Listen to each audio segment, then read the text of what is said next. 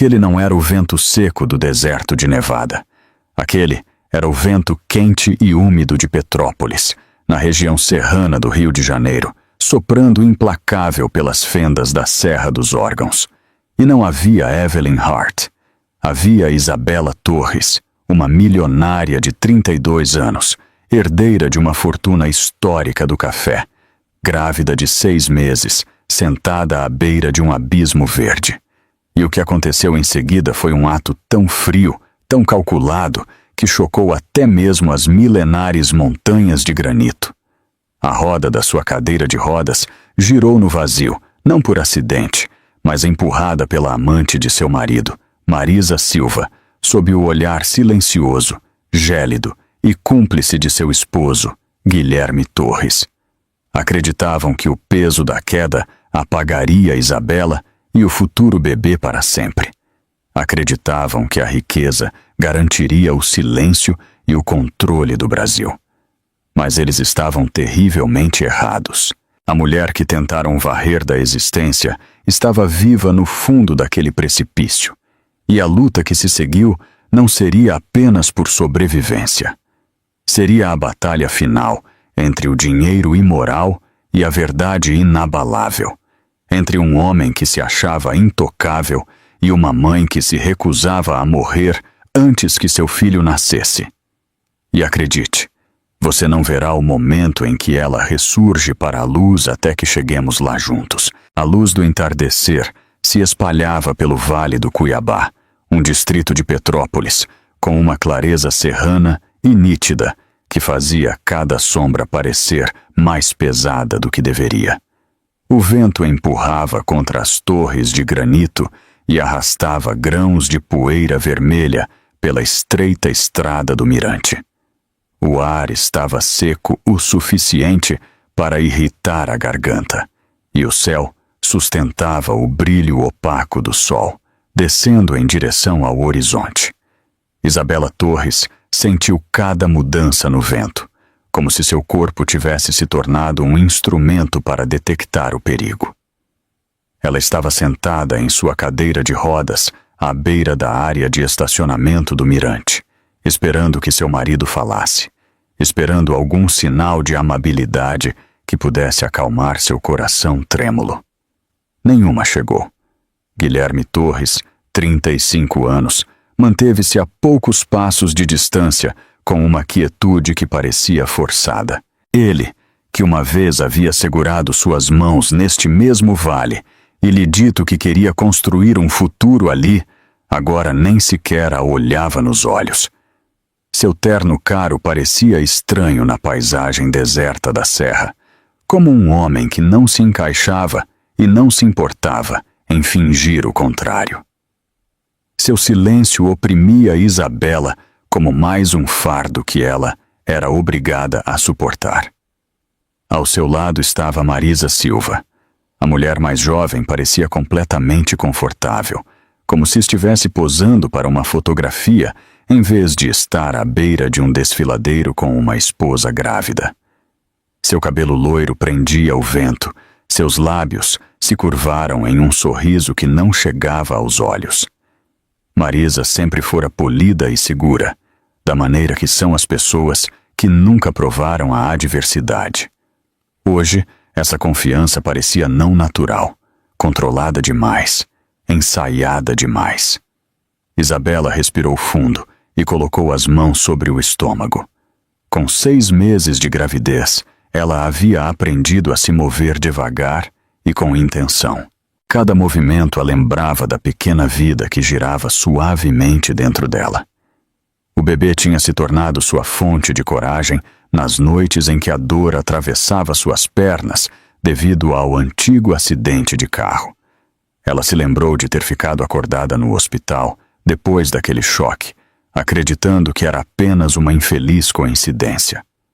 Hoje, ela questionava cada memória que uma vez aceitou como verdade. Guilherme finalmente se virou para ela. Seu rosto não mostrava calor. Era como se estivesse olhando para alguém que mal reconhecia. Por um momento, ela se perguntou se ele se arrependia de tê-la convidado a vir até ali. Ela esperava que sim. Ela esperava que ele sentisse pelo menos uma fração do pavor que se apertava em seu peito. Isabela forçou-se a falar. Você disse que queria conversar, ela disse. Sua voz tremeu. Por que aqui? Por que este lugar? Marisa riu suavemente. Porque é poético. Seu tom continha a doçura de alguém que faz um elogio, mas seus olhos brilhavam com algo malicioso. Ela se aproximou e baixou a voz. Guilherme achou que ajudaria você a entender que as coisas estão no fim, então escolhemos esta vista. Isabela sentiu seu coração vacilar. Ela tinha vindo esperando uma reconciliação, ou pelo menos clareza.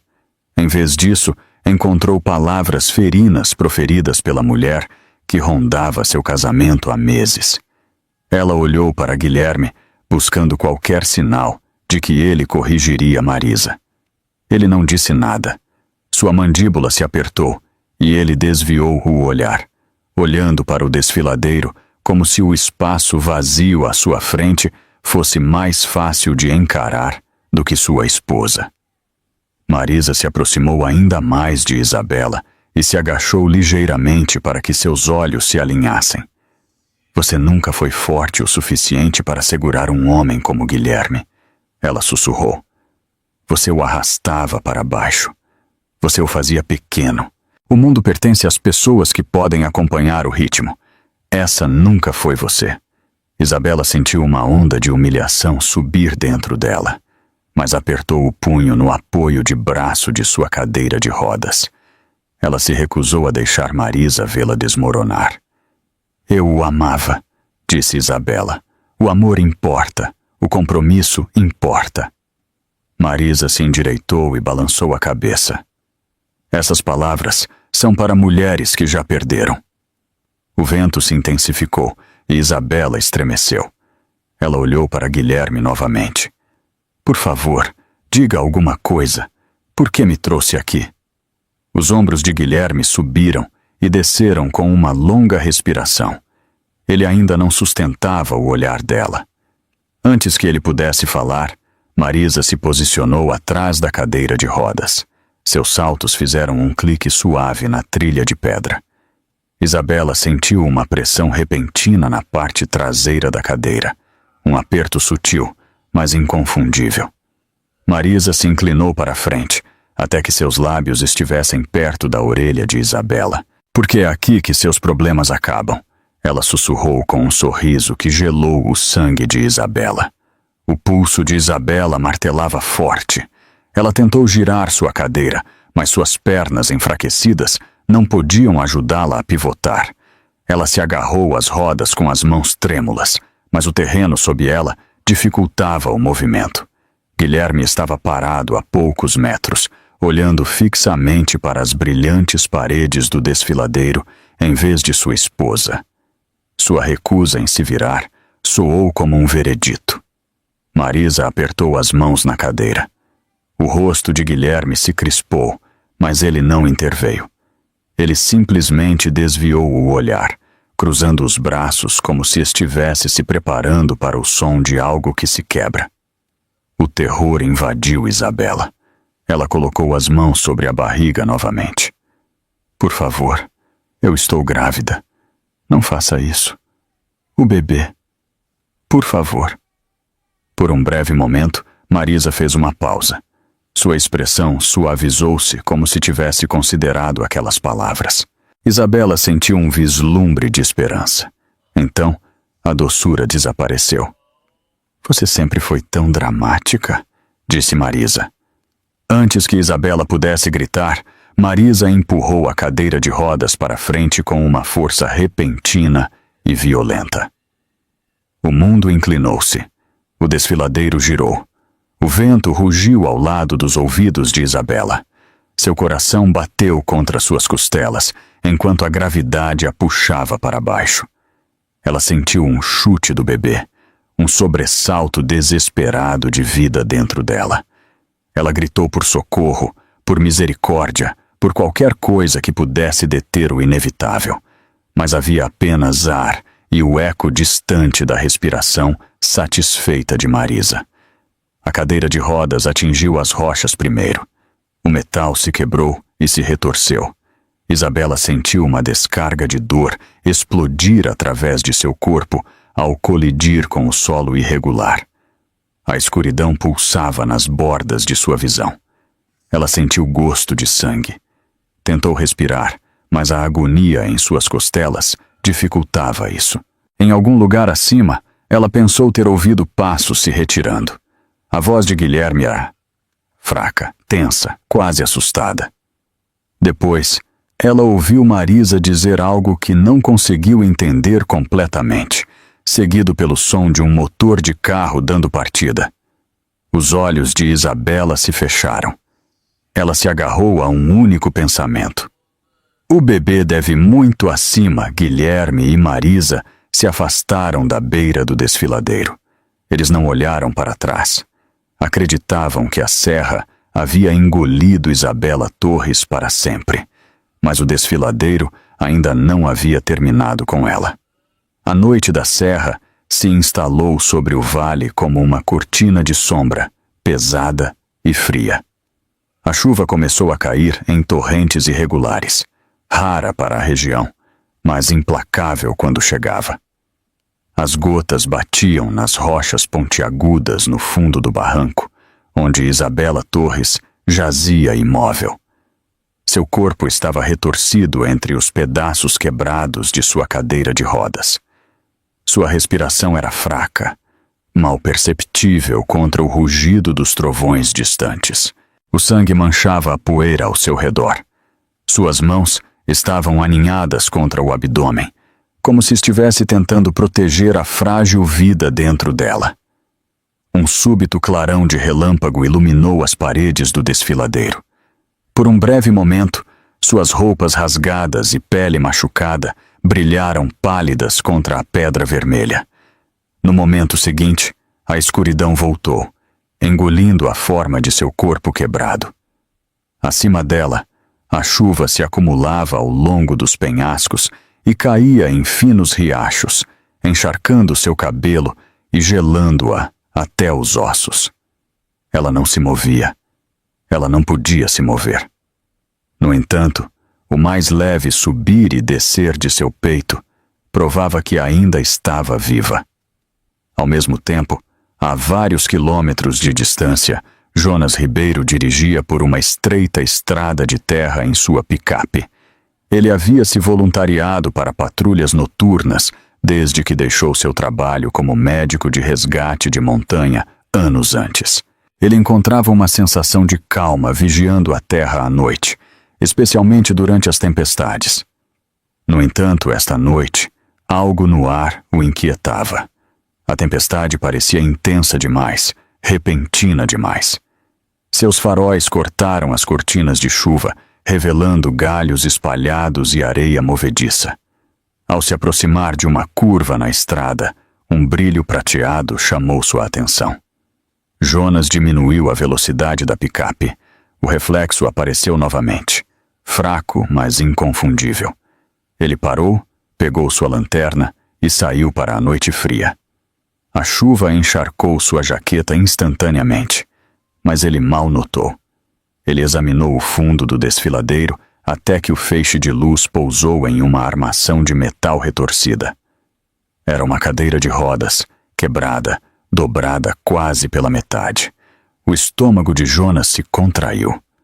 Cadeiras de rodas não iam parar em barrancos por acidente. Ele desceu a encosta com cuidado, agarrando-se às rochas molhadas enquanto baixava. Quando chegou ao fundo, girou a lanterna em um amplo arco. O feixe passou sobre uma dispersão de vidro, tecido rasgado, e, em seguida, parou na figura imóvel que jazia perto das rochas. Ele se moveu rapidamente em direção a ela.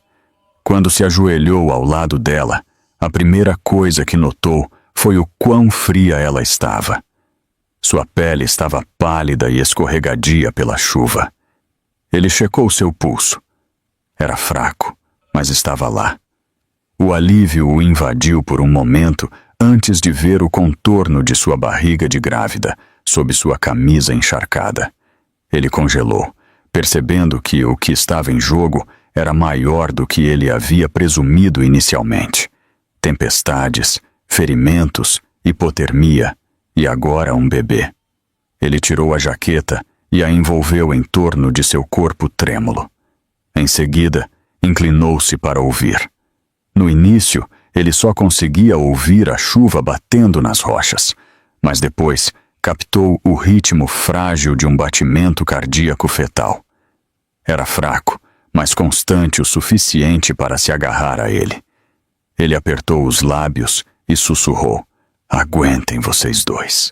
Jonas deslizou um braço sob suas costas e outro sob suas pernas, levantando-a com cuidado. Ela soltou um gemido suave, um som tão fraco que quase desapareceu na tempestade. Sua cabeça caiu contra seu peito, enquanto ele a carregava pela encosta. A lama tornava cada passo perigoso, mas Jonas subiu com a concentração de um homem que havia salvado vidas em condições muito piores. Quando ele chegou à picape, estava encharcado e tremendo, mas se movia com uma precisão praticada. Ele a deitou no banco, cobriu-a com cobertores e ligou o aquecedor no máximo. Enquanto dirigia em direção à pequena cidade a 20 quilômetros de distância, ele pegou o telefone e ligou para o médico de plantão. "Encontrei uma mulher no barranco. Está ferida e grávida. A respiração é superficial. Estou a levando." Ele ouviu as instruções. Seus olhos se dirigiam constantemente para sua forma imóvel. O bebê chutou uma vez sob suas costelas. Jonas a ouviu sussurrar algo: "Não deixem que me encontrem." Sua voz se quebrou, como se cada palavra lhe custasse uma força que ela não podia se dar ao luxo de gastar. Jonas inclinou-se para ela. "Quem? De quem você está falando?" Mas ela já havia voltado a cair na inconsciência. A chuva batia no para-brisa enquanto ele acelerava em direção à cidade. Ele considerou ir direto para a clínica, mas descartou a ideia. Ela estava muito instável. Se alguém realmente quisesse encontrá-la, ele não podia arriscar um lugar público. Em vez disso, ele dirigiu em direção ao seu chalé perto da borda da floresta de pinheiros. Ele guardava suprimentos médicos lá, um hábito que nunca abandonou depois de deixar o trabalho de resgate. Quando chegou, ele a carregou para dentro e a colocou na cama perto da lareira. Ele acendeu o fogo rapidamente. O brilho laranja refletia em sua pele pálida. Ele limpou os cortes em seus braços e rosto. Ele desinfetou as feridas e as enfaixou com cuidado. Alguns dos hematomas pareciam recentes, outros pareciam mais antigos. Ele notou que ela se encolhia mesmo na inconsciência, como se seu corpo se lembrasse da dor vividamente. Jonas usou um pequeno Doppler portátil para verificar o batimento cardíaco fetal novamente. O som era suave, mas presente. Ele soltou um suspiro que estava segurando por muito tempo. "Você está segura?" ele murmurou. "Vocês dois." 1 hora depois, enquanto o fogo aquecia o quarto, Isabela agitou-se. Seus olhos se abriram lentamente, nublados pelo medo e confusão. Ela levantou a cabeça ligeiramente, fez uma careta de dor e olhou ao redor do chalé desconhecido. A luz bruxuleante do fogo projetava sombras nas paredes de madeira. A chuva batia contra o telhado. Sua respiração começou a acelerar. "Onde estou?" ela sussurrou, a voz fraca e trêmula. Jonas aproximou uma cadeira. "Você está segura? Ninguém vai te encontrar aqui. Prometo." Os olhos dela se encheram de lágrimas antes que ela pudesse contê-las. Ela levou uma mão trêmula ao estômago, como se confirmasse que o bebê ainda estava lá. Jonas a observou cuidadosamente. Ele viu medo, exaustão e algo mais profundo. Ela não estava simplesmente ferida. Ela havia sido caçada. Ele conhecia aquele olhar. Ele o tinha visto antes em pessoas que estavam fugindo de algo que não podiam enfrentar sozinhas. "Você vai ficar bem", ele disse suavemente. Eu vou te ajudar até que você esteja forte o suficiente para me contar o que aconteceu. As lágrimas de Isabela caíram com mais força diante disso.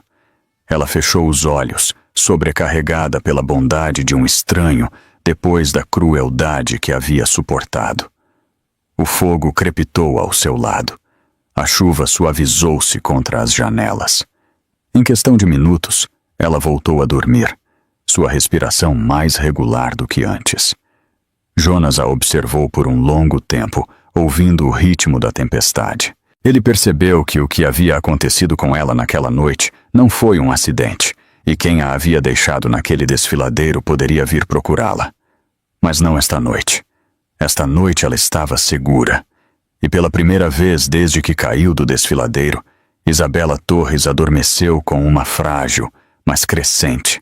A luz da manhã se arrastou lentamente pela região serrana, lançando longas e pálidas faixas douradas sobre os cumes do desfiladeiro.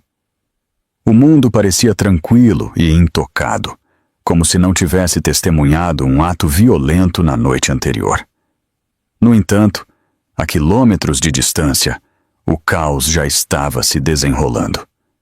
Guilherme Torres estava diante dos jornalistas com uma expressão de dor cuidadosamente medida.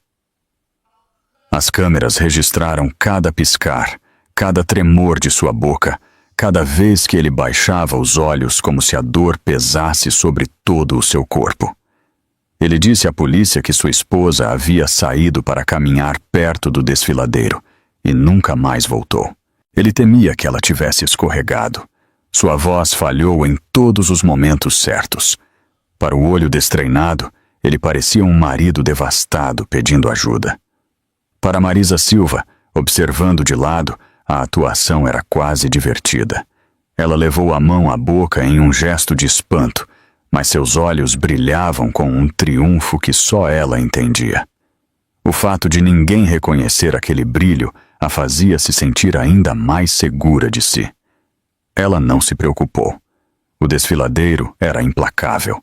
As pessoas não sobreviviam a quedas como a que ela havia provocado. Ela acreditava que o mundo logo seguiria em frente.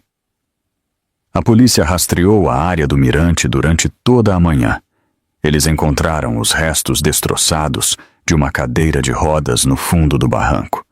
As rodas estavam dobradas para dentro. A estrutura de metal estava rachada e retorcida. O assento havia sido arrancado completamente. Estava claro que a queda havia sido catastrófica. No entanto, nenhum corpo foi encontrado. Os oficiais estudaram as rochas e as estreitas saliências, procurando qualquer sinal de Isabela Torres, mas o desfiladeiro manteve seu silêncio. Eles assumiram o pior. Os jornalistas começaram a escrever manchetes classificando a situação como um mistério trágico. Uma emissora local o descreveu como um acidente de partir o coração, envolvendo uma mulher grávida que nunca voltou para casa. Enquanto o mundo construía sua própria narrativa, Isabela começou a acordar lentamente no chalé de Jonas Ribeiro. A dor a atingiu no momento em que ela recuperou a consciência. Ela rastejou por suas costelas, por suas costas e profundamente em suas pernas. Ela ofegou enquanto a memória da queda voltava para ela. O quarto girava. Ela tentou se sentar, mas desabou contra o travesseiro com um grito. Jonas estava ao seu lado em um instante. Sua expressão suavizou-se. Ele colocou uma compressa morna em sua lombar e aproximou um copo de água de seus lábios. "Beba devagar", ele disse. "Você passou por muita coisa. Você está segura aqui." A água acalmou sua garganta seca. Ela respirou com cuidado, deixando o calor da compressa relaxar os músculos tensos ao longo de sua coluna. Quando seu pulso finalmente se estabilizou, Isabela fechou os olhos e tentou reunir a coragem para falar. Jonas esperou sem pressioná-la. Sua presença calma preencheu o chalé como um cobertor pesado que impedia o pânico de surgir. "Meu marido e eu", ela começou em voz baixa.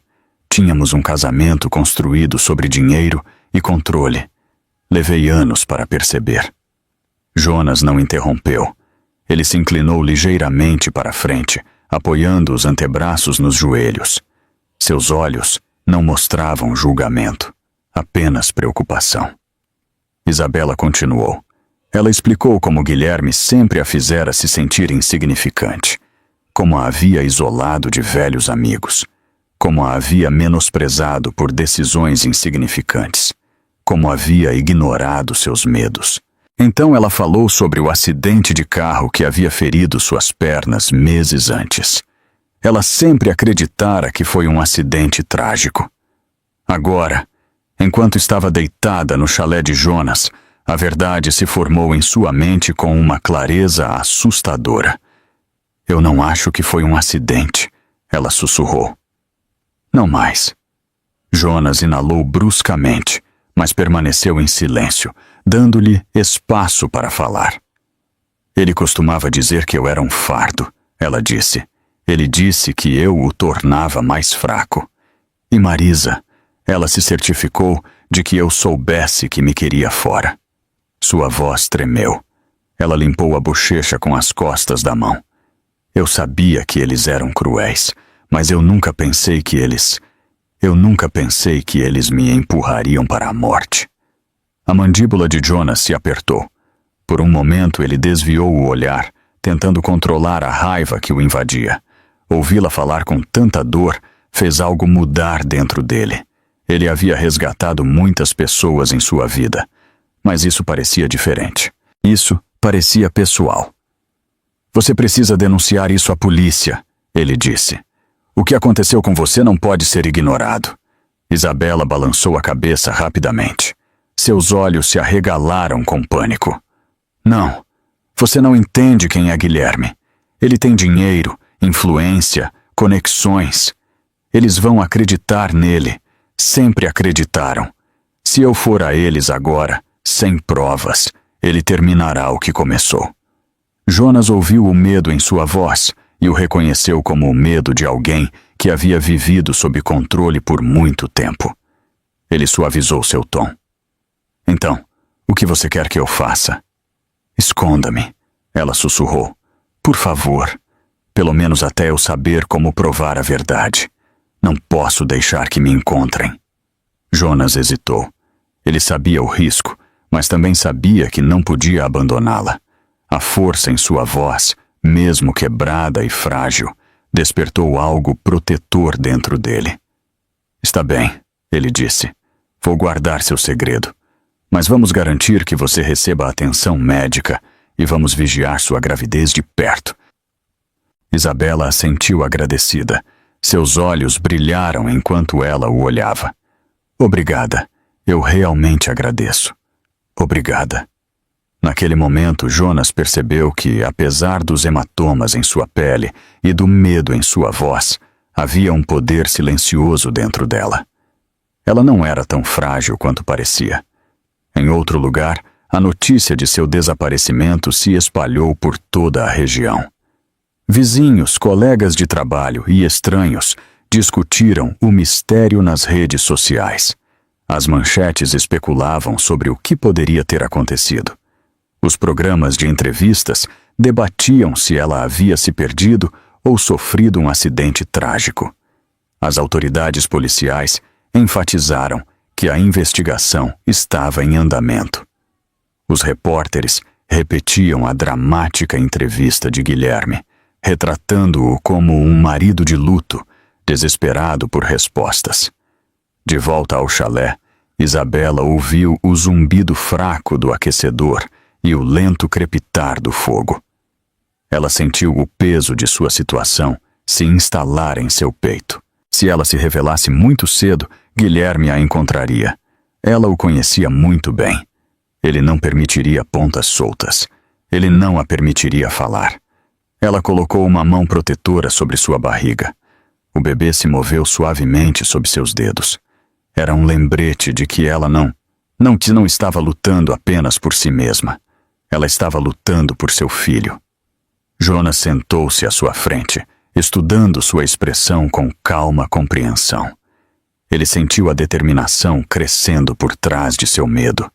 Era uma mulher que havia sido levada ao limite e se recusava a cair. Isabela soltou um suspiro trêmulo. Ele tentará me matar novamente se souber que eu sobrevivi. Jonas assentiu. Então ele não pode saber. Ainda não. E naquele chalé, com a tempestade diminuindo lá fora e o cheiro de pinho flutuando no ar, Isabela entendeu a verdade. Ela havia sobrevivido ao impossível, mas a sobrevivência era apenas o começo. Na manhã seguinte, a tempestade havia passado, deixando a serra lavada e pálida sob o sol nascente. O ar estava fresco e puro, trazendo o cheiro de pedra molhada e pinho da floresta próxima. Dentro do chalé de Jonas, Isabela estava encostada em um travesseiro, respirando lentamente enquanto se preparava para o próximo passo em sua recuperação. Jonas entrou no quarto com uma jaqueta quente e disse suavemente que eles precisavam visitar um médico em quem ele confiava. Ele explicou que a clínica era pequena e a equipe respeitava a privacidade. Isabela hesitou, mas o suave movimento em sua barriga a lembrou de que ela não estava sozinha. Ela finalmente assentiu. A viagem de carro até a cidade foi tranquila. Jonas continuava olhando de soslaio para ela, preocupado que ela pudesse desmaiar de dor. Quando chegaram, ele a ajudou a entrar por uma entrada lateral para evitar chamar a atenção. A obstetra, uma mulher calma com mãos suaves, examinou Isabela com grande cuidado. O quarto ficou em silêncio enquanto a médica ouvia o batimento cardíaco do bebê. O som rítmico e fraco preencheu o espaço. Isabela fechou os olhos enquanto as lágrimas escorriam por suas bochechas. A médica confirmou que o bebê estava vivo e crescendo. No entanto, ela acrescentou com firmeza que Isabela precisava de repouso absoluto. Seu corpo havia sobrevivido a um trauma incrível e não podia suportar estresse adicional. Um alívio invadiu Isabela tão completamente que ela começou a soluçar. Jonas colocou uma mão de apoio em seu ombro enquanto a médica explicava um plano de recuperação. Isabela sussurrou sua gratidão. O medo de perder seu filho havia rondado cada respiração desde a queda. Ouvir o pequeno batimento cardíaco lhe deu uma razão para continuar. Quando voltaram para o chalé, Jonas começou a transformar um dos quartos de hóspedes em um espaço de descanso privado para ela. Ele trouxe cobertores, um colchão mais macio, travesseiros limpos e colocou uma luminária ao lado da cama. Ele garantiu que ela tivesse água, vitaminas pré-natais e um sino que ela pudesse tocar se precisasse de ajuda. O cuidado que ele demonstrou a surpreendeu. Ela havia esquecido como era ser tratada com gentileza. Nos dias seguintes, Isabela tentou recuperar suas forças. Ela lutava para se mover sem dor. Suas pernas tremiam a cada mudança de peso, mas ela se forçou a tentar. Jonas a ensinou a usar um par de muletas leves. Ela odiava o quão lenta se sentia e com que ferocidade seus músculos protestavam, mas ela se recusou a desistir. Ela avançava centímetro por centímetro. Jonas ficava por perto, sempre pronto para estabilizá-la, sempre paciente. As tardes se tornaram momentos de paz. Jonas cozinhava refeições simples, muitas vezes sopas ou pão quente com vegetais. Eles comiam na pequena mesa de madeira ao lado da janela, onde a floresta se estendia além do vidro em ondas suaves e verdes. Isabela encontrou consolo na rotina. Ela começou a se sentir segura ali, escondida de um mundo que acreditava que ela não existia mais. Ainda assim, os pesadelos a visitavam à noite. Ela acordava de repente, ofegando, revendo o momento em que as mãos de Marisa empurraram a cadeira para frente. Ela sentia a queda livre. Ela ouvia o assobio do vento. Cada vez, ela acordava tremendo, agarrando o estômago em pânico. Jonas vinha até a soleira, sentava-se ao lado dela e falava suavemente, até que sua respiração diminuísse. Você está viva. Você sobreviveu. Você já venceu. Sua voz firme afastava o medo. À medida que sua força retornava lentamente, Isabela começou a documentar tudo o que havia acontecido. Ela escreveu datas, memórias, fragmentos de conversas e detalhes que ela uma vez tentou ignorar. Ela escreveu sobre a queda. Ela escreveu sobre o antigo acidente de carro, que agora parecia suspeito. Ela escreveu sobre a maneira como Guilherme monitorava seus gastos, seus movimentos e suas amizades. Ela escreveu sobre as palavras zombeteiras de Marisa e a frieza nos olhos de seu marido. Ela reuniu qualquer coisa que um dia pudesse se tornar evidência. Jonas notou sua determinação e se ofereceu para ajudar. Ele trouxe seu antigo laptop e vários dispositivos que ele havia usado em trabalhos de busca e resgate. Juntos, eles acessaram sua antiga conta de e-mail. Eles revisaram mensagens que Guilherme havia escondido ou excluído de seu telefone. Isabela descobriu documentos financeiros que nunca tinha visto antes. Transferências bancárias, arquivos protegidos por senha, recibos de compras de luxo que ela não havia feito. Cada descoberta colocou um novo peso sobre seus ombros. Então, eles o encontraram. Uma grande transferência feita na noite da queda. Foi para uma conta conectada a um contratante privado em São Paulo. A descrição era vaga, mas o momento era inegável. Jonas recostou-se em sua cadeira com uma expressão sombria. Isso não foi um crime passional. Isso foi planejado. Isabela olhou fixamente para a tela, a garganta apertada. Ela sempre esperou que pelo menos parte de seu casamento tivesse sido construída sobre a verdade. Agora ela viu que Guilherme estava preparando seu desaparecimento muito antes que ela percebesse que ele a queria fora. A dor dessa percepção cortou mais profundamente do que os hematomas que ainda estavam cicatrizando em suas costelas. Mais tarde naquela noite, Jonas sentou-se com ela na varanda enquanto o céu escurecia. Ele lhe disse suavemente que ela precisava pensar além da raiva. Ele a lembrou de que seu filho precisaria de sua estabilidade e coragem no futuro. A vingança não construiria a vida que ela merecia. A justiça, sim. Isabela enxugou as lágrimas e assentiu. Eu não busco violência. Eu busco que a verdade venha à tona. Quero viver em um mundo onde ele não possa nos machucar novamente. Sua voz era firme, apesar do medo subjacente. Jonas olhou para ela com um respeito que ele não havia demonstrado a muitas pessoas. Você é mais forte do que pensa, ele disse. Ela baixou o olhar, envergonhada e agradecida, sentindo pela primeira vez em muito tempo que alguém a via como mais do que um fardo. À medida que os dias passavam, Isabela dedicava cada vez mais tempo a trabalhar com Patrícia Maier, sua advogada aposentada em Niterói. Ela se sentava à mesa do chalé com pilhas de papéis, sua caneta se movendo constantemente enquanto documentava tudo o que se lembrava. Ela revisou antigos extratos financeiros, verificou novamente registros de e-mail e revisitou velhas conversas que uma vez pareceram sem sentido. Patrícia conversou com ela por meio de chamadas seguras, guiando-a através do processo de coleta de provas que pudessem resistir ao escrutínio legal. A investigação de Patrícia se expandiu rapidamente. Ela seguiu a trilha do dinheiro que Guilherme vinha movimentando há meses. Ela estudou suas transferências bancárias e registros comerciais. Uma transação chamou sua atenção. Estava rotulada como um pagamento confidencial, grande o suficiente para levantar suspeitas, e foi feito na mesma noite em que Isabela foi empurrada do desfiladeiro. Patrícia enviou os detalhes para Isabela. Ver os números na tela fez o estômago de Isabela revirar.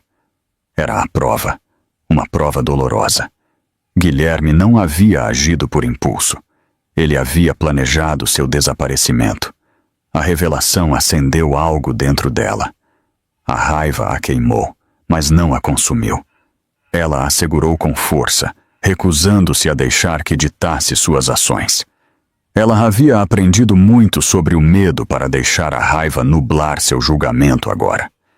Ela respirou fundo, a mão apertada contra o estômago, absorvendo a verdade sem deixar que a dominasse. Notícias do mundo exterior continuavam chegando ao chalé de Jonas. A polícia anunciou que a busca havia terminado sem avistamento do corpo de Isabela. A declaração, destinada a ser uma conclusão formal, incomodou tanto o público quanto a lei. O desfiladeiro tinha muitos perigos, mas mesmo no terreno mais acidentado, restos mortais geralmente eram encontrados. Oficiais admitiram em voz baixa que a ausência de um corpo levantava questões que eles ainda não podiam responder. Guilherme, no entanto, não encontrou consolo no anúncio.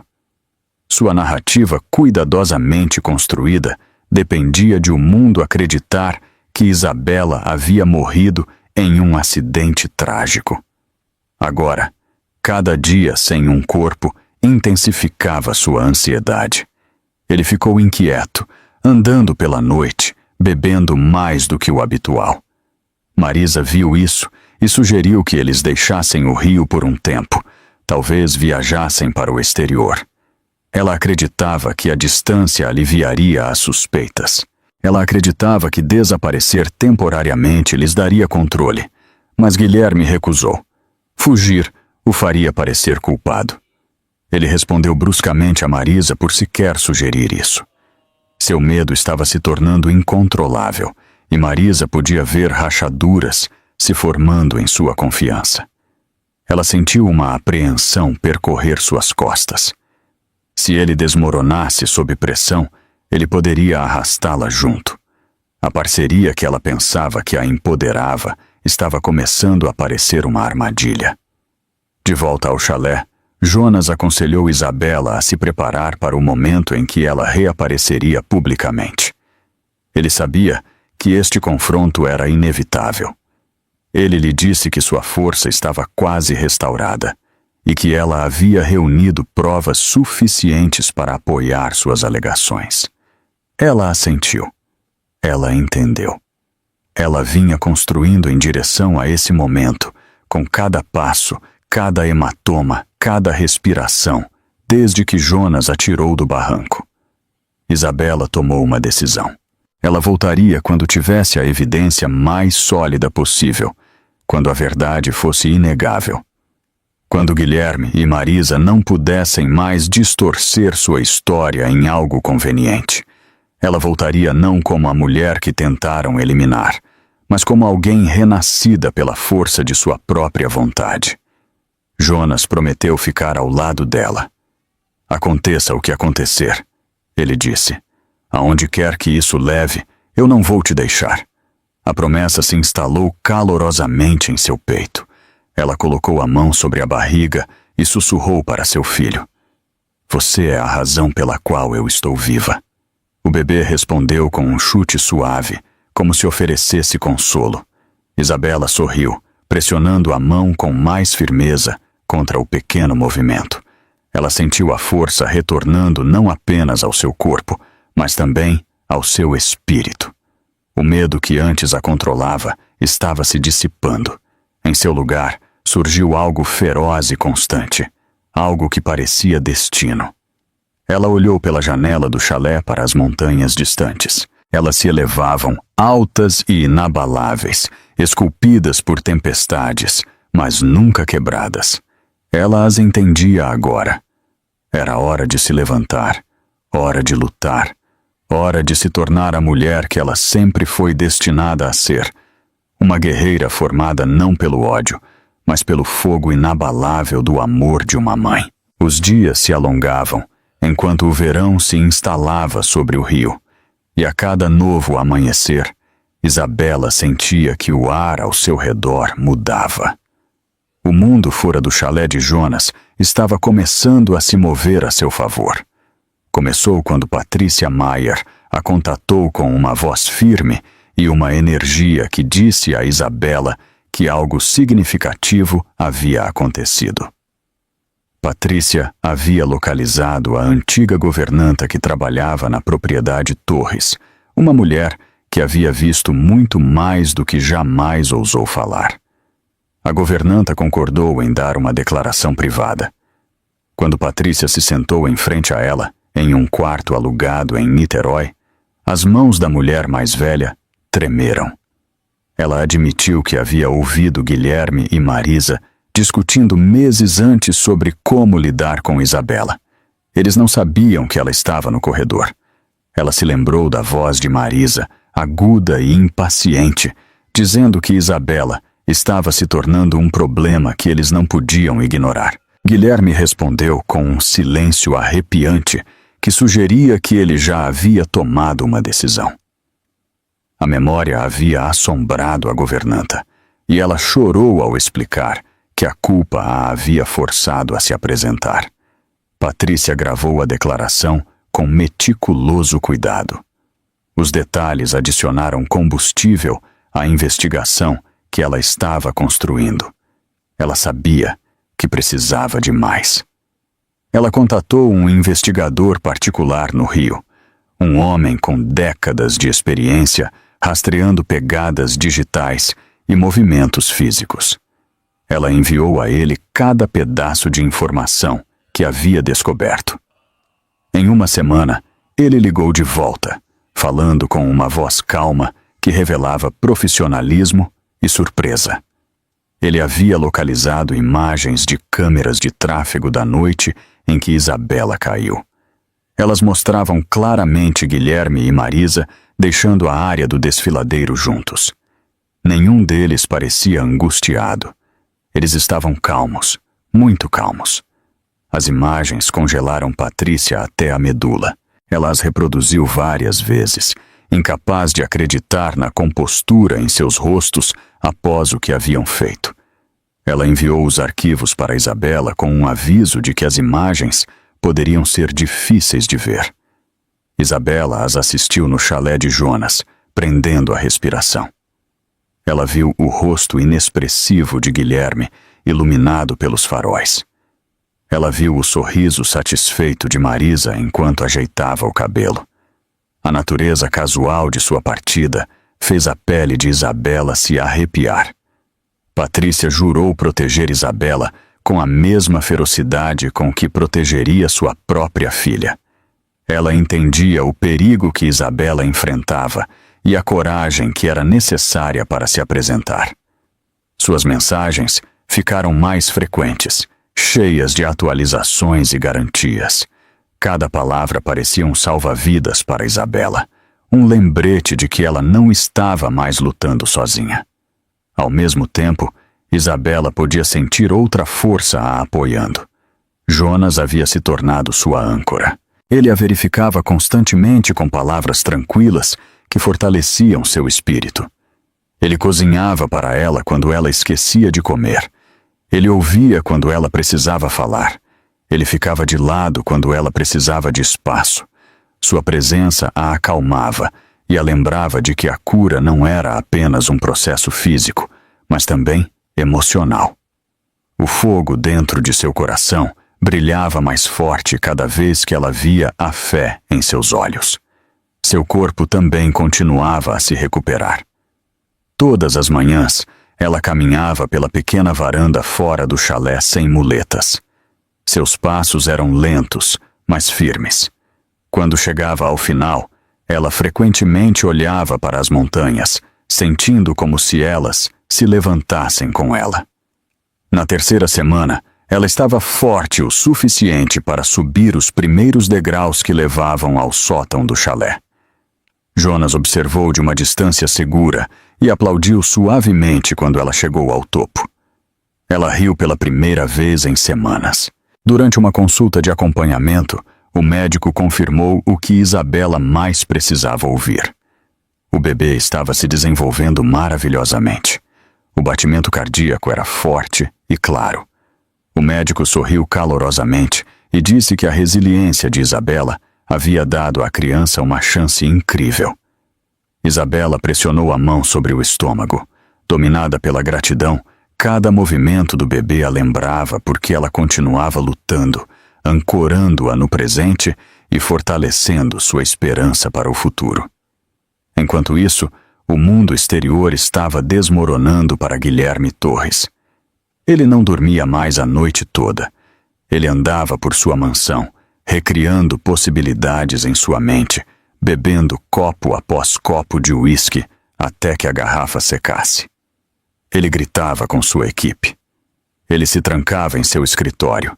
Ele revistava o telefone de Marisa sem permissão, convencido de que ela estava falando com alguém. Seu medo se transformou em uma sombra que o seguia de quarto em quarto. Marisa também sentiu a mudança. Ela observava Guilherme com apreensão. Ela começou a sentir perigo em seu comportamento. Ela se perguntou se ele suspeitava que ela havia escondido alguns detalhes dele. A memória de empurrar Isabela a assombrava de maneiras que ela não esperava. Ela começou a pensar em deixar o Rio completamente. Ela se imaginou embarcando em um avião, começando do zero em outro lugar. Ela até pesquisou voos em segredo, mas Guilherme a interceptou uma vez, quando ela tentou deslizar seu telefone em sua bolsa. Ele a confrontou com olhos semicerrados. Ele a acusou de planejar traí-lo. A tensão entre eles se tornou insuportável. Marisa se sentiu encurralada, assim como Isabela estivera antes. Sua ambição a havia levado a este pesadelo, e agora ela percebeu que o homem que ela pensava controlar poderia destruí-la antes que ela pudesse escapar. De volta ao chalé, Isabela via segmentos de notícias sobre as aparições públicas de Guilherme. Ele parecia mais magro, mais pálido. A fachada de confiança que ele uma vez manteve estava se desintegrando sob o peso de sua culpa. Isabela reconheceu o olhar atormentado em seus olhos. Não era remorso, era medo. Ela entendeu que mesmo que os tribunais ainda não o tivessem pego, sua consciência o tinha.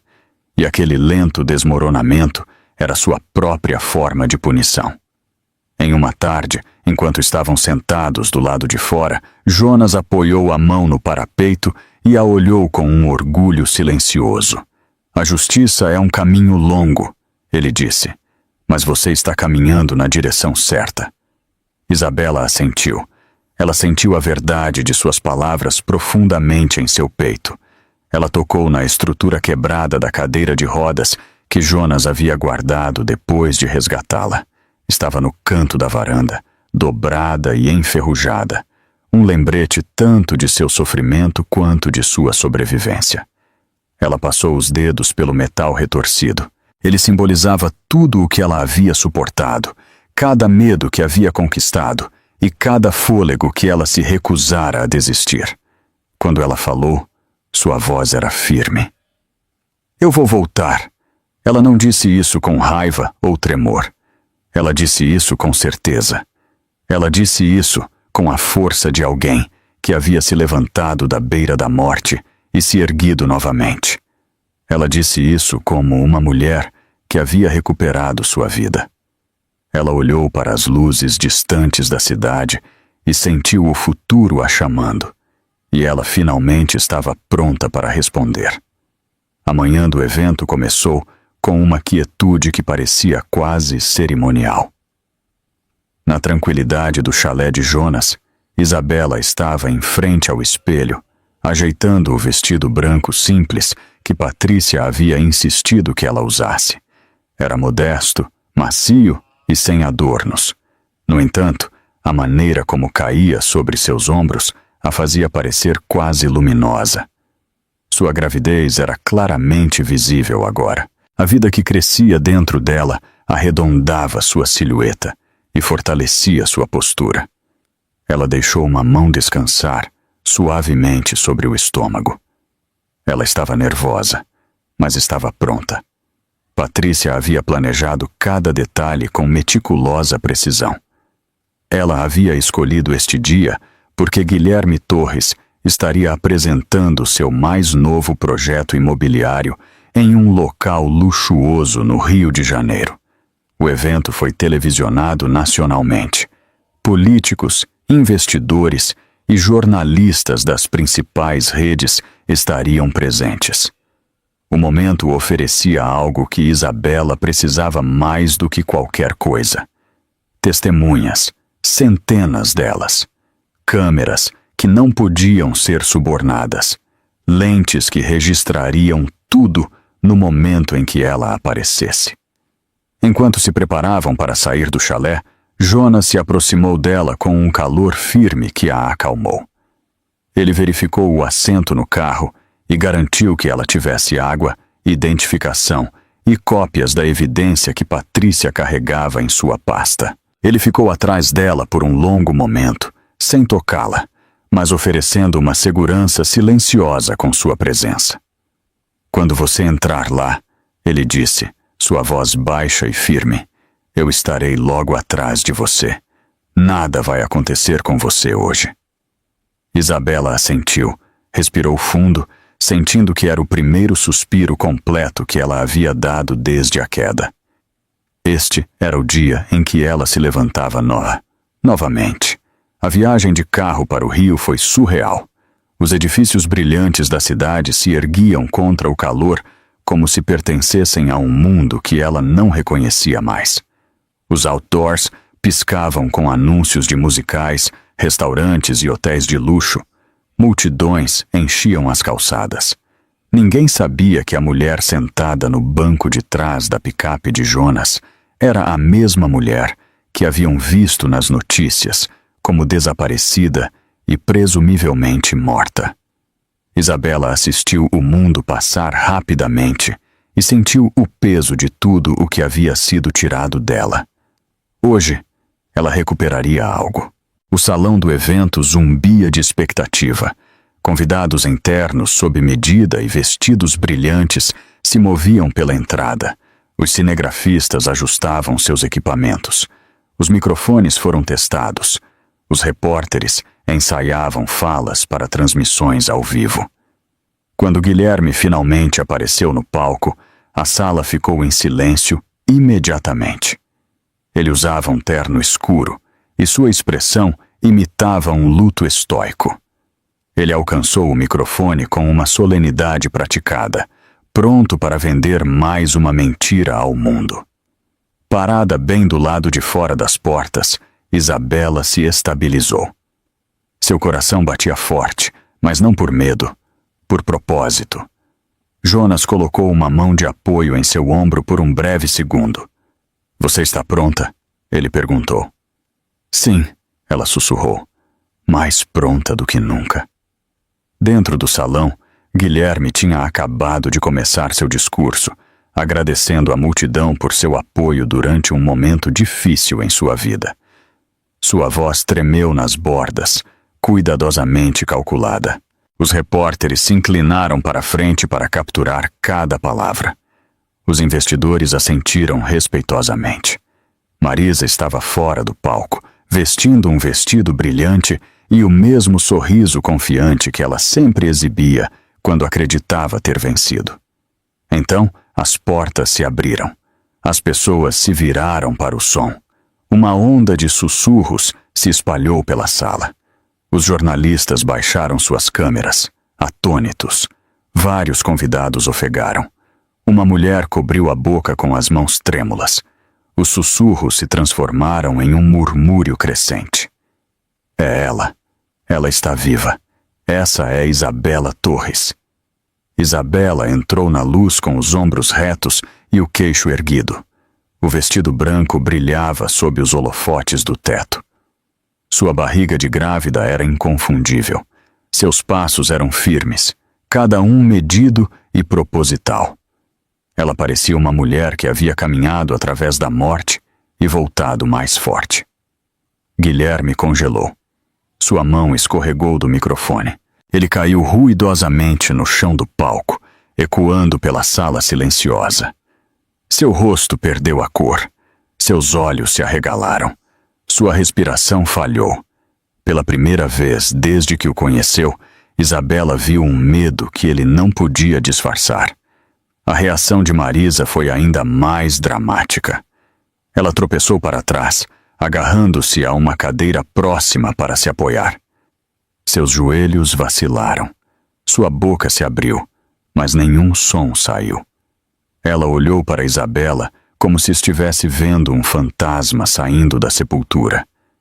Isabela se dirigiu ao corredor central com Jonas, caminhando silenciosamente atrás dela. Quando ela chegou à frente da sala, olhou diretamente para Guilherme. Então ela falou, sua voz calma e inabalável. Eu não morri. Eu não me perdi. Eu fui empurrada daquele desfiladeiro. Eu sobrevivi. A sala explodiu em caos. Os repórteres avançaram com os microfones levantados.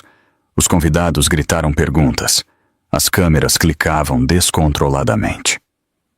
Oficiais de segurança correram em direção à confusão. Patrícia caminhou confiante até os policiais estacionados perto do palco e entregou uma pasta pesada cheia de evidências. Ela falou com firmeza, garantindo que cada palavra fosse gravada. Estes documentos provam tentativa de assassinato premeditado. Guilherme reagiu por instinto. Ele deu um passo para trás. Então ele se virou abruptamente e tentou correr para a saída dos bastidores. Vários oficiais avançaram e o interceptaram antes que ele pudesse fugir. Eles o imobilizaram, enquanto ele protestava com os dentes cerrados e respirações frenéticas. Sua luta apenas tornou sua culpa mais visível. Marisa não correu. Ela parecia paralisada. Quando os policiais se aproximaram dela com as algemas, ela balançou a cabeça em descrença. Não, isso não está acontecendo. Mas os oficiais leram seus direitos claramente. Eles a algemaram enquanto as câmeras davam zoom. Ela foi presa como a perpetradora direta, que empurrou Isabela do desfiladeiro e foi acusada de tentativa de assassinato em primeiro grau. Guilherme foi preso logo depois, detido como mentor e cúmplice. Seus olhos baixos se voltaram para Isabela e pela primeira vez ele viu uma mulher que ele não podia controlar. Isabela observou em silêncio. Ela não sorriu. Ela não falou novamente até que um repórter perguntou o que ela queria dizer agora que a verdade havia vindo à tona. Ela colocou a mão sobre a barriga e disse: Meu filho merece saber que sua mãe não desistiu. É por isso que estou aqui. Do outro lado do corredor, as pessoas ficaram comovidas até as lágrimas. Muitos participantes mais velhos apertaram lenços nas bochechas. A coragem de uma mulher grávida enfrentando aqueles que tentaram assassiná-la os tocou profundamente.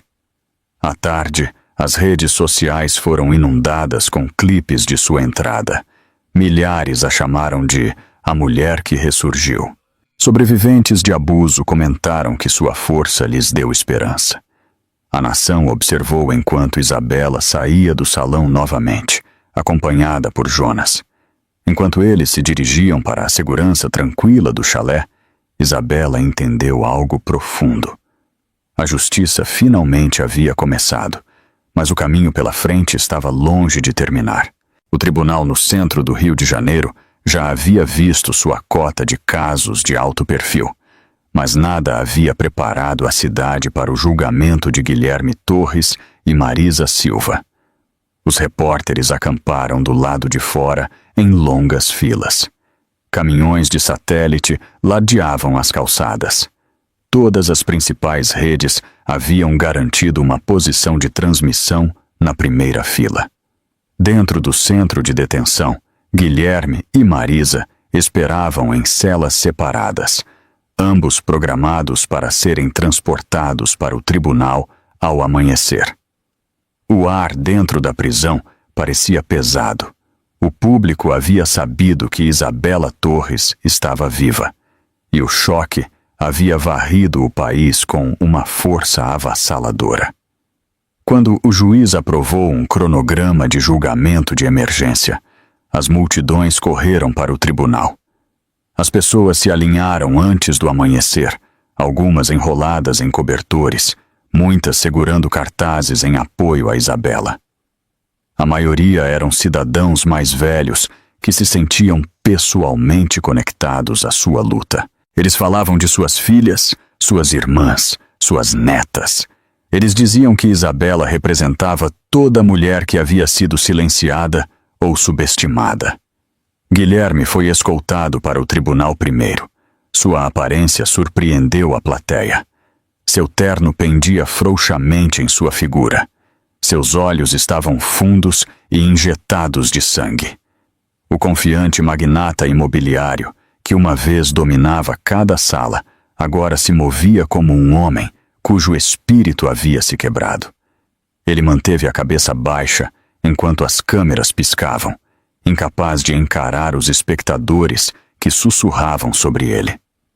Quando ele se sentou ao lado de seu advogado, ele torceu as mãos até que seus nós dos dedos ficassem brancos.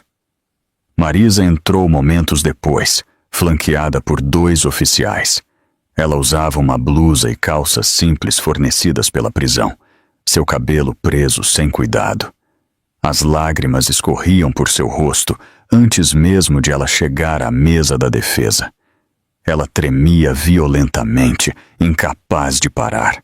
Os observadores murmuravam suavemente enquanto ela soluçava, enxugando as bochechas com dedos trêmulos. Longe estava a mulher polida e confiante que uma vez se pavoneava pelo rio como se lhe pertencesse. Agora ela parecia assustada, frágil e consumida pelo arrependimento. O julgamento foi aberto com o promotor, apresentando as imagens da câmera de tráfego. As luzes foram diminuídas. A tela iluminou o tribunal. Um silêncio caiu sobre a plateia enquanto as imagens eram reproduzidas. O veículo de Guilherme apareceu, se afastando do desfiladeiro na noite em que Isabela havia sido declarada desaparecida. Nem Guilherme, nem Marisa pareciam angustiados. Eles não pediram ajuda. Eles não entraram em pânico. Eles simplesmente foram embora. O silêncio na sala era profundo. As imagens falavam mais alto do que qualquer testemunha. Quando o clipe terminou, o promotor permitiu que o momento se instalasse antes de continuar. Por vários segundos, ninguém respirou. Então veio a parte que todos esperavam. Isabela entrou no tribunal. Ela caminhou devagar, mas com firmeza, sua gravidez visível sob seu vestido simples. Sua presença fez vários espectadores chorarem abertamente. Muitos espectadores mais velhos agarraram lenços ou levaram as mãos ao coração. Ela não olhou para Guilherme ou Marisa. Ela manteve o olhar fixo para frente enquanto se aproximava da tribuna das testemunhas. Quando ela prestou juramento, ela começou seu testemunho. Ela descreveu a noite em que foi atacada. Ela explicou como Marisa se aproximou de sua cadeira de rodas com fria determinação. Ela se lembrou do momento em que a cadeira rolou em direção à borda. Ela descreveu a sensação da queda, a rajada de ar, o medo que apertou seu peito enquanto se perguntava se seu bebê sobreviveria. Sua voz falhou várias vezes, mas ela continuou. Ela falou não apenas da dor, mas da vontade que a havia carregado pelo barranco até que Jonas a encontrou. Quando ela terminou, muitos espectadores estavam chorando. Até o juiz fez uma pausa, permitindo que a sala respirasse antes de continuar. O advogado de defesa tentou argumentar que Isabela havia caído acidentalmente. Ele sugeriu que ela havia se lembrado mal dos eventos devido ao trauma. Ele insinuou que ela havia exagerado suas alegações, mas Isabela permaneceu calma. Ela estendeu a mão para uma pasta e entregou ao promotor a evidência crítica que Patrícia havia descoberto. Registros de um grande pagamento confidencial feito por Guilherme na noite da tentativa de assassinato. E-mails referenciando uma solução, uma transação rotulada como serviços de gestão de risco. O promotor mostrou os documentos na tela. Ofegos encheram a sala. Vários espectadores gritaram. Os oficiais tiveram que pedir ordem. O juiz bateu o martelo repetidamente, mas a comoção emocional era muito grande para ser contida. Guilherme baixou a cabeça e começou a chorar. Seus ombros tremiam, como se uma barragem tivesse se rompido. Seu advogado sussurrou urgentemente, mas Guilherme parecia incapaz de ouvi-lo. As paredes que ele havia construído ao seu redor desmoronaram na frente de toda a nação. Então Marisa se quebrou. Ela se levantou de repente, sua voz estridente e em pânico. Ela apontou para Guilherme e gritou: "Ele me forçou a fazer isso! Ele me disse que ela precisava desaparecer. Eu só fiz o que ele me pediu." Sua confissão ecoou por todo o tribunal. Os repórteres correram para gravar cada palavra. O promotor respondeu firmemente, declarando que Marisa foi quem empurrou fisicamente Isabela, e ambos seriam responsabilizados. O júri precisou de pouco tempo para deliberar. Quando eles retornaram, o presidente do júri se levantou com uma folha de papel que parecia mais pesada do que seu peso. O tribunal ficou em silêncio enquanto os veredictos eram lidos. O júri considerou Marisa Silva culpada de tentativa de assassinato em primeiro grau. Primeiro, eles consideraram Guilherme Torres culpado de conspiração, orquestração premeditada de tentativa de assassinato e obstrução deliberada da justiça. O juiz prosseguiu para a sentença. Imediatamente, dada a evidência esmagadora, Marisa Silva está por meio desta sentenciada à prisão perpétua sem possibilidade de liberdade condicional, declarou o juiz. Os joelhos dela cederam. Ela desabou em sua cadeira, chorando incontrolavelmente. Guilherme Torres está por meio desta sentenciado a 35 anos de prisão federal, continuou o juiz. Guilherme fechou os olhos como se o mundo tivesse ficado escuro. Ele não resistiu quando os oficiais se aproximaram para levá-lo. Quando os procedimentos terminaram, Isabela se levantou da tribuna das testemunhas. As lágrimas vieram aos seus olhos, mas não eram lágrimas de medo ou tristeza. Eram lágrimas de libertação. O peso que ela havia carregado desde aquela noite no desfiladeiro foi levantado de seus ombros. Ela caminhou em direção à saída lentamente, cada passo deliberado. Fora do tribunal, a luz do sol aqueceu seu rosto. Os espectadores aplaudiram. Alguns choraram. Alguns sussurraram bênçãos. Isabela levou uma mão ao estômago, dominada pela emoção. A justiça havia falado, e pela primeira vez desde que havia caído daquele desfiladeiro, ela se sentiu livre. O legado da esperança. O chalé acolheu Isabela com um calor que ela nunca havia sentido tão profundamente. Depois do último dia do julgamento, depois dos veredictos, depois da sentença, ela cruzou a soleira de madeira e sentiu o peso dos meses passados escorregar de seus ombros, como um casaco pesado que ela não precisava mais carregar. O silêncio da floresta a envolveu, mais suave do que qualquer palavra que pudesse ter sido dita. Jonas estava esperando lá dentro. No momento em que a viu, ele encurtou a distância entre eles e a puxou para um abraço. Ele a segurou como se estivesse dando as boas-vindas a alguém que havia retornado da beira da morte. Isabela se agarrou a ele. Pela primeira vez desde a queda, ela chorou sem medo ou dor. Ela chorou porque seu coração finalmente se sentia seguro. Ela chorou porque a justiça havia sido feita. Ela chorou porque ela e seu bebê haviam sobrevivido. Mais tarde naquela noite, enquanto ela descansava no sofá, a televisão zumbia suavemente do outro lado da sala. Os canais de notícias retransmitiram o momento em que ela entrou no auditório do Rio. Seu vestido branco, seus passos firmes, a sala ofegando em descrença. Muitos apresentadores o chamaram de um dos momentos mais poderosos da década. Isabela assistiu em silêncio. Jonas sentou-se perto, ouvindo sem interromper. Do outro lado da tela, os comentaristas repetiram uma frase que fez Isabela prender a respiração. Eles a chamaram de símbolo de esperança.